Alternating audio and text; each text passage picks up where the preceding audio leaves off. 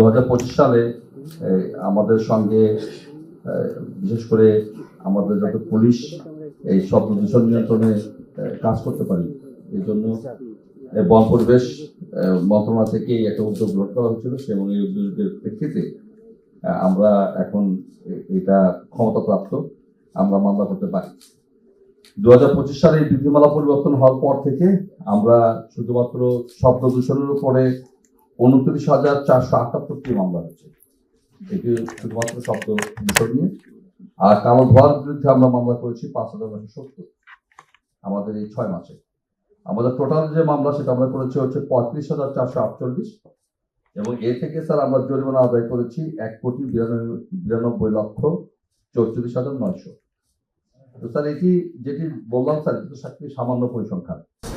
এখন আমাদের বিষয়টা হচ্ছে স্যার এটাতে আমরা সন্তুষ্ট কিনা এবং বাইরের মানুষ সত্যিকার অর্থে আমরা যেটা চাই এটি হয়েছে কিনা। আমি আমার ব্যক্তিগত মতামত যে আমরা নিজেরা তো সন্তুষ্ট নই এবং যাদের জন্য এই কাজটা করেছিল নগরবাসী, তাদেরকে যদি বলা হয়ে থাকে যে সে সন্তুষ্ট কিনা, উত্তরটা নেতিবাচক হওয়ারই কথা এবং এটি স্বাভাবিক। একটা বিষয় কাজ করতে গিয়ে আমরা যেটা দেখেছি স্যার, যে আমরা এই প্রকল্পগুলো নেই, আমরা সমাবেশ করি, আমরা কর্মশালা করি, এর সব কিছু প্রয়োজন আছে, কিন্তু আমরা অতি দ্রুত বিস্তৃত হই এবং আমরা খুব বেশি দিন এগুলো কিন্তু টিকে রাখতে পারি না এবং রাখাও যায় না। আর এটি যদি শুধু আমাদের দেশের কথা বলা হয় তাহলে আমার কাছে মনে হয় যে জিনিসটা ঠিক না। আপনি যে সমস্ত দেশগুলোকে আমরা উন্নত দেশ বলি, আমরা যদি বলি যে এরা খুব আইন মেনে চলে, আপনি দয়া করে এটা পরীক্ষামূলক, যদিও পাইলট প্রকল্প নেওয়া সম্ভব না, আপনি শুধু 7 দিনের জন্য বলেন যে আইনটা এখানে অফ করা হলো, তখন দেখা যাবে যে স্বেচ্ছায় আইনটা মানে কিনা। আমার কাছে মনে হয় যে ব্যর্থই হবে। আমরা অতি সম্প্রতি দেখেছেন যে কিছু জায়গায় আমরা এআই ক্যামেরা চালু করেছি সড়কে, এবং সড়কে এই ক্যামেরা চালু করে আমরা ট্রেলার একটা ফল পেয়েছি। সেটা হচ্ছে যে যেটা আমরা কল্পনা করতে পারতাম না, যে পুলিশ নাই, অন্য কোনো লোক নাই, ট্রাফিক নাই, কিন্তু রাত্রে 1:30-2টার সময় লোকজন সিগন্যালে দাঁড়িয়ে আছে। তো স্যার এই ঘটনাটা ঘটেছে প্রযুক্তির সহায়তায়। কিছু কিছু ক্ষেত্রে লোকজন দেখতে হয়, জানতে হয় যে আইনটা প্রয়োগ হচ্ছে এবং খুব কঠোরভাবে প্রয়োগ হচ্ছে। তো এটি একটা মেসেজ ক্যারি করে সোসাইটির মধ্যে, তখন সোসাইটি এটিকে আস্তে আস্তে অনিচ্ছা সত্ত্বেও মেনে নেয়। আর যখন এই মেনে নেওয়াটা দীর্ঘস্থায়ী হয় তখন এটা অভ্যাসে পরিণত হয়, তখন এক পর্যায়ে সে চাইলেও এই কাজটা আসতে করে না। তো স্যার আপনার কাছে একটু রিকোয়েস্ট করবো, আপনাকে পেয়েছি, সেটা হচ্ছে স্যার এখন অত্যাধুনিক প্রযুক্তি এসছে, আমাদের যে সমস্ত এআই ক্যামেরাগুলো আমরা স্থাপন করছি, এর পাশাপাশি হর্নিং নামে যে প্রযুক্তিটা এসছে, এই প্রযুক্তিটা এখনো কিছুটা ব্যয়বহুল, তবে অসম্ভব কিছু না।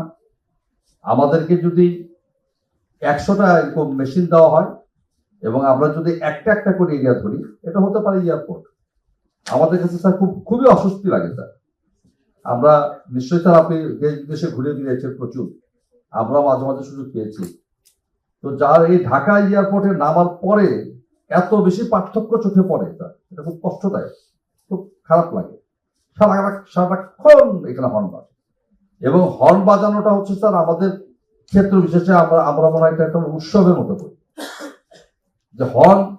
আবার অনেকে বলে তো যে এটা দেওয়া হয়েছে তো বাঁচানোর জন্য। তো যাই হোক, কারণ আছে স্যার, আমাদের যারা চালক ভাই আছে, যারা পথে যারা ড্রাইভিং করে, তাদেরকে দোষ দিয়ে তো লাভ নেই, কারণ অন্য 10 জন বাজারে সেও বাজাবে। তো এটা আমাদের এই বাস্তবতা বুঝতে হবে।